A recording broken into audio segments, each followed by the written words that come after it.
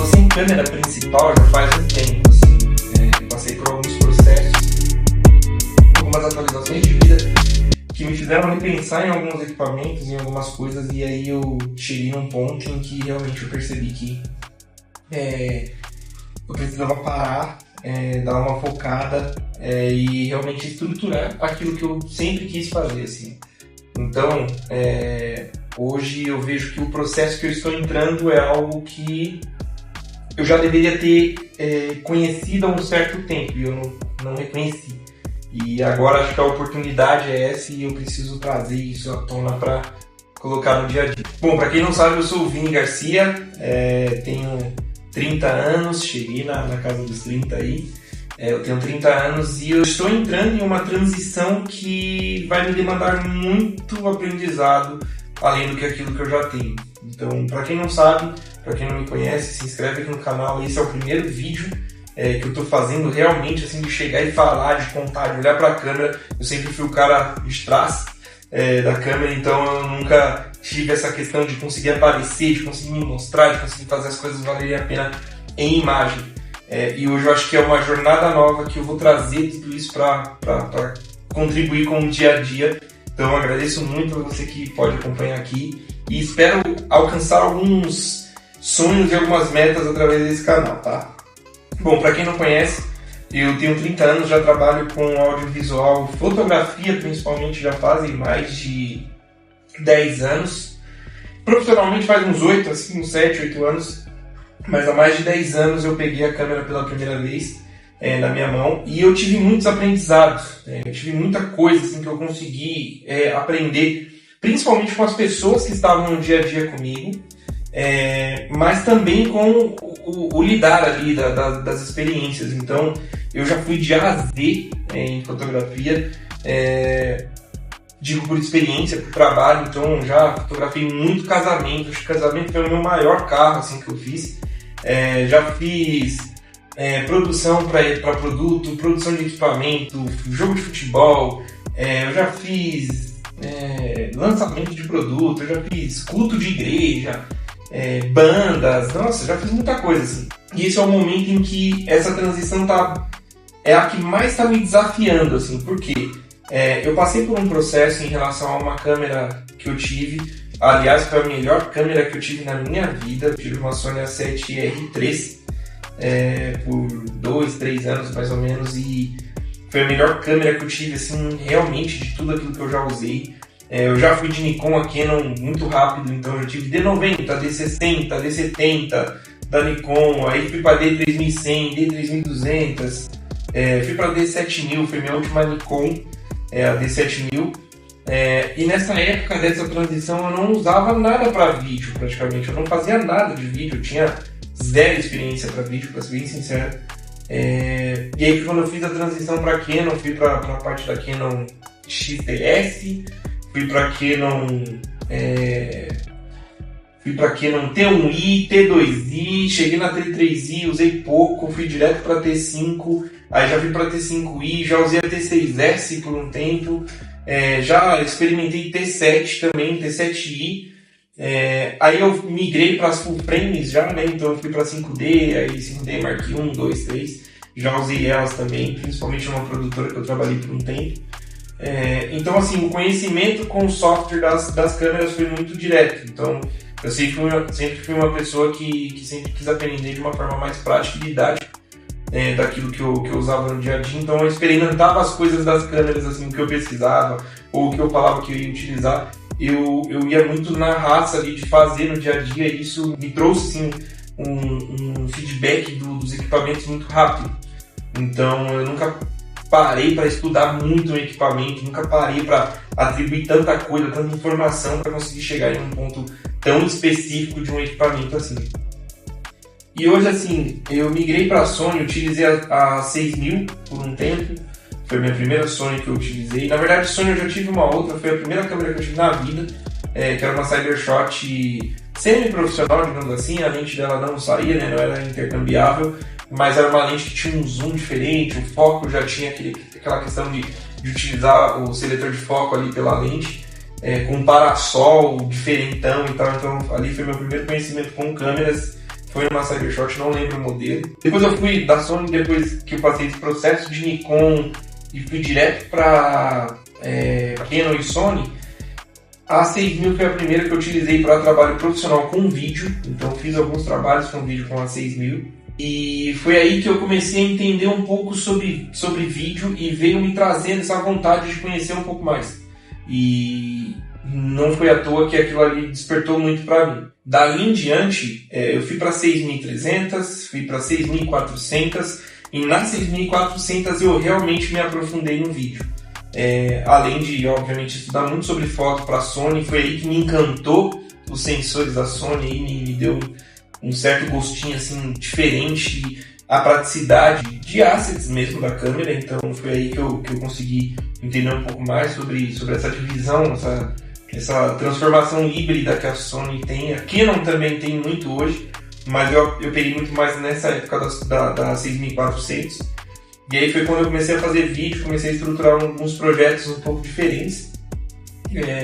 Já tive quebra, assim, eu já fali. Para quem não sabe, assim, eu trabalhei até de 2016 até 2018, eu trabalhei perfeitamente o audiovisual, muita coisa boa eu atribuí ali, eu era novo, então muita coisa eu estava aprendendo, mas eu não tinha um escopo de vida que me trouxesse nessa condição de entender e aprender muito mais sobre a vida, principalmente tributária e financeira, do que a própria vida de criação mesmo, de fotógrafo, de trabalho. E aí eu me estruturei de uma forma muito diferente e acabei vendendo equipamentos, não quis mais trabalhar com isso. Mas aquele gostinho do fundo do coração, sabe? De sempre querer fazer, me trouxe de volta. E nesse mesmo caminho, nessa mesma trajetória, quando eu passei das 6.400, eu comecei a entender muito sobre a edição de vídeo. Eu, praticamente nesse momento todo eu nunca fui mobile, assim, zero mobile, zero. E aí eu entendi o tanto que eu realmente precisava estruturar isso para trazer essa condição perfeita de trabalhar no audiovisual com a parte de vídeo. Nessa estrutura, foi quando eu estava com a 6.400 em 2023 ali, eu decidi finalmente retornar para o audiovisual por conta de uma experiência de trabalho diária que eu tinha. E ali eu tive o contato diário de novo de captações. E aí veio a estrutura do mobile para mim com uma forma um pouco mais direta de como produzir e entregar em tempos um pouco mais recordes, digamos assim. Então, o meu dia a dia me trouxe esse conhecimento. E aí eu migrei já diretamente de uma 6.400 com uma 1835, abertura 4.5, acho 3.5 na verdade, tão mesmo ao ponto. Fiz esse projeto de migrar.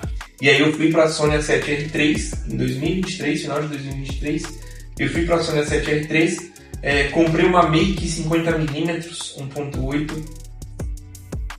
Muita saudade dessa lente, que abriu o caminho completamente. E é muito louco essa parada, porque assim, quando eu comecei a entender que não é a questão do equipamento que eu vou falar, mas quando eu comecei a entender que eu realmente conseguia entregar e atribuir muita coisa com um equipamento melhor, foi o despertar para mim. Porque a partir do momento que eu peguei a Sony A7R3 como um desafio, e foi aí que eu realmente atribuí e contribuí para poder comprar ela, simplesmente fui diretamente para um outro universo do audiovisual. Então aí eu mudei computador na época, nas anteriores. Eu tinha um computador super simples, um notebook da Dell que rodava uma coisa em outra, uma placa de vídeo super barata, super besta, assim, como não usava muito para vídeo, né? E quando eu vim para esse full frame da Sony, ele me trouxe umas outras oportunidades de aprendizado, onde eu comecei a pensar um pouco mais em relação aos trabalhos que eu estava pegando naquele momento inicial, de retorno, digamos assim, para o audiovisual, que realmente me ajudou muito. Então foi essa transição que me fez criar a Panmedia. Então hoje a Panmedia tem clientes e tem pessoas que trabalham e pedem nossos serviços, consomem nossos serviços, que veio muito de acordo com essa aquisição da câmera. Então eu comecei a ter um pouco mais de visão, um pouco melhor nessa fase, E isso foi estruturando um pouco melhor, então chegaram pessoas novas para poder agregar e trabalhar diariamente, que me trouxe um conhecimento vasto, muito grande, para eu poder chegar nisso. E aí foi aonde eu realmente tive esse boom do audiovisual, e a gente chegou em marcas e em pessoas que eu nunca imaginei chegar. Então, assim, de 2023 para cá a gente já atendeu muita coisa, assim, muita coisa. A gente já atendeu Crack Neto, a gente já atendeu Borelli Gelato, a gente já atendeu Max Atacadista, a gente atendeu Hope Resort, a gente atendeu, nossa, cara, Shopping Jardim Sul, Shopping Morumbi Town, aqui em São Paulo, já atendi, a gente já atendeu, né, pela Família, putz, cara, muita coisa, Cafu Academy, a gente já atendeu TGA Advogados, Krispy Kreme, quando chegou, a gente fez uma campanha muito legal de Halloween com a Krispy Kreme, e foi perfeito para mim participar disso. Enfim, teve muitos outros trabalhos, eu não vou conseguir lembrar de todo mundo, foi muita coisa. A gente chegou num momento em 2024 e 2025 praticamente, que a gente tinha captação para quase todos os dias desses clientes, onde a gente fechou 30, 40 marcas que a gente produzia conteúdo praticamente toda semana. Então, quase todo dia tinha uma captação diferente, de uma empresa diferente e tal. E a gente foi longe, foi chegando mais longe ainda com isso, e eu fui aprendendo muito, eu fui chegando num momento em que eu juntei a expertise da vida, porque, quem não sabe, que ainda eu tenho uma nenenzinha, eu tenho a Chloe, que tá com completou um ano esse mês. E assim, ela foi o pontapé inicial para conquistar as coisas, assim. Eu já trabalhava, mas na época não tinha esse negócio de fazer para conquistar algo, para conquistar uma casa, para conquistar... Então foi dali o despertar que todos os dias a gente tinha conteúdo. Se não tinha conteúdo, a gente estava gravando. Se a gente não estava gravando conteúdo, a gente estava editando. Se a gente não estava editando, a gente estava começando a produzir um roteiro, um storyboard, um storytelling, para poder gerar para essas marcas, para essas pessoas. Além de 1 bilhão de casamentos que eu fiz, desde a outra época até essa também. Mas assim, ali foi a fase, de 24 para cá foi a fase que eu comecei a aprender muito. Agradeço muito aos meninos aí, que são meus parceiraços assim, de muito tempo e de muito trabalho, muito esforço. Reconheço o trabalho de cada um deles que ajudou e me ajudaram nesse período, que quando eu pausei eu não poderia pausar os clientes, porque muitos dos clientes já tinham pacotes de captação. Então eu não podia chegar e falar que eu não ia fazer mais, que eu ia dar um tempo. Então esses meninos foram surreais para mim para continuar esses projetos, esses trabalhos. E aí chegou 2026. E 2026 chegou com uma outra jornada. Chegou numa jornada que assim, uma outra fase que eu posso contar em um outro vídeo, é que eu trabalho com marketing, então não só audiovisual. Então eu tenho a minha expertise principal do CLT, digamos assim, do que eu vivi muito tempo, pro marketing. Então gestão de tráfego, estratégia de CRM, análise de dados. Então eu fiz muito esse processo no CLT.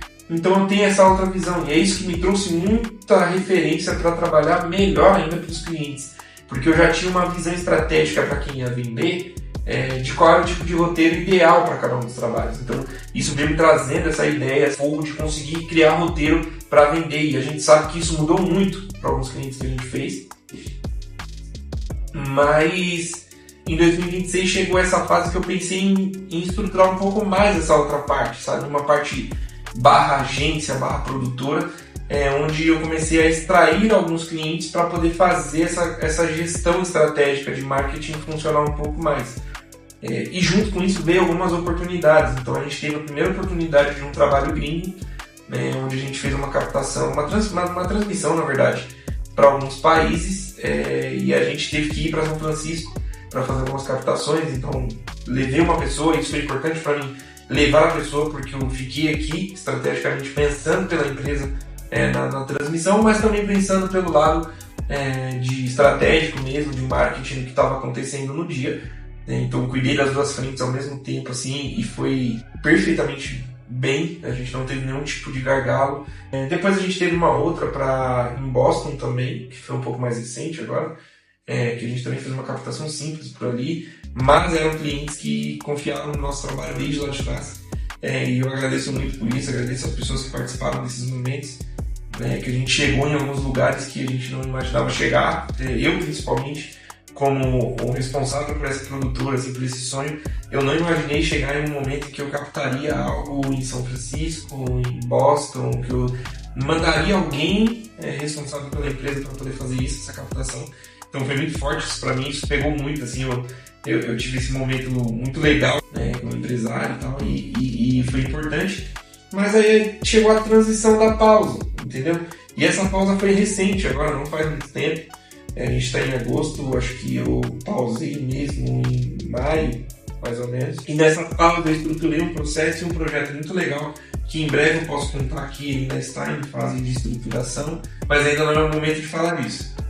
Mas quando eu tive essa pausa, algumas coisas da vida aconteceram que eu não consegui entender o porquê, mas eu sei que os propósitos sempre vêm legais. Assim como eu tive esse pensamento na compra da Sony, eu também tive esse pensamento no dia da venda. Porque aconteceu um processo, aconteceu uma coisa muito complicada para a gente brasileiro. Eu acabei sofrendo uma coisa que eu não quero mais ficar trazendo detalhes disso, porque isso mexeu muito comigo, mexeu com a minha família, mexeu com meus amigos, mexeu com a minha empresa em si. Então, assim, eu creio que foi um aprendizado, foi uma lição para mim. E a partir desse momento, eu tive essa pausa de não ter equipamento na minha mão, de não ter no meu backboard uma câmera com 2, 3 lentes igual eu tinha tempos atrás, de não ter coisa o suficiente para atrair trabalhos. E aí essa pausa, eu não deixei de atender alguns clientes que tinham ali. Então eu acabei trazendo essa ideia de conseguir trazer alguém para trabalhar, uma alocação de um equipamento para poder fazer, deixei de acontecer. Mas aí teve esse momento que eu falei, poxa, agora para eu pegar novo eu já tenho que fazer um custo. E o custo de uma alocação com o custo do trabalho que a gente faz, às vezes a gente precisa ver se realmente vale a pena captar isso. Para não ter o problema de gargalar, de chegar um momento que zero do zero, entendeu? Então eu comecei a pensar um pouco mais nisso. E aí vem essa transição que é algo que eu já deveria ter me preparado e eu não tinha preparado antes, que é a transição para o mobile. Então, hoje eu tenho um celular, já tive celulares bons, assim, acho que o último celular bom que eu tive era um 12 Pro Max, que eu fiz alguns trabalhos com ele, inclusive, de quando eu tive ele para cá. Só que o celular eu já tinha deixado o celular de lado, eu já tinha quebrado tudo, uma câmera já não funcionava, e nessa época eu não estava nem pensando nisso, porque eu tinha câmera para poder gravar e tal. E aí chegou esse momento em que esse celular não aguentou mais hoje, e aí ele apagou de vez, e eu precisei fazer um investimento em um outro celular, e eu estou com um celular agora que posso trabalhar muito bem com ele, eu estou aprendendo muito, inclusive isso é o que eu vou trazer para o blog, a visão de um cara que era filmmaker e fotógrafo com câmera, com full frame, com DSLR, e veio para o mobile, tanto por necessidade, mas também por aprendizado. E aí daqui para frente eu vou contar para vocês dentro desses vídeos aqui, todos os meus processos, o processo de edição, o processo de captação com o celular ou com uma alocação de câmera, mas assim, mostrar um pouco do meu dia a dia. Quem me conhece de perto sabe que eu tenho muita sede de muito projeto, de muita coisa nova, de muita coisa boa, mas eu ainda não consigo atribuir isso para apresentar. E muitas dos nossos clientes, das nossas captações, do meu dia a dia, é algo que eu acho que dá para engajar muitas pessoas. Então, se você assistiu até aqui e você entendeu que o meu projeto aqui é simplesmente mostrar o meu processo de crescimento, o meu processo de evolução, e todas as coisas que acontecem no dia a dia para quem está nesse meio, eu vou agradecer muito por você estar aqui. Então, comenta aqui se você acha que eu preciso contar um pouco mais da minha vida, comenta aqui também se você quer um pouco mais das minhas configurações, de como eu capto, de como eu edito também os nossos trabalhos, ou se você quiser conviver com o nosso lifestyle também, vai aparecer muita Chloe aqui, a Joyce, o meu dia a dia dentro de casa, o meu dia a dia fora, quando eu estou gravando, quando eu estou trabalhando em si, em alguns projetos. Comenta aqui pra mim que eu quero saber, porque eu sei que isso aqui vai me ajudar muito, principalmente com um cara que não aparecia, entendeu? Então é isso, quero agradecer muito a vocês por terem assistido até aqui. Obrigadão, vamos lá!